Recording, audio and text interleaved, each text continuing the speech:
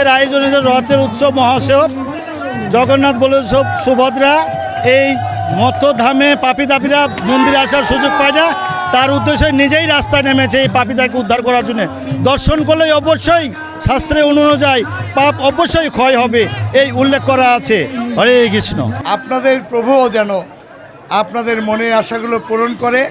এই যাত্রার মধ্যে দিয়েই আমাদের সমাজ ব্যবস্থা এই রাজশাহী মহানগরীতে আমরা সবাই যে ধর্মাবলম্বী হই না কেন, কিন্তু আমরা যারা রাজশাহীতে বসবাস করি, আমরা যারা রাজশাহী মহানগরী এই নগরবাসী রয়েছি, আমরা ধর্ম বর্ণ নির্বিশেষে সবাই আমরা যে রাজশাহী, সেটি আমাদের আজকের এই উৎসবের মূল প্রতিপাদ্য হোক।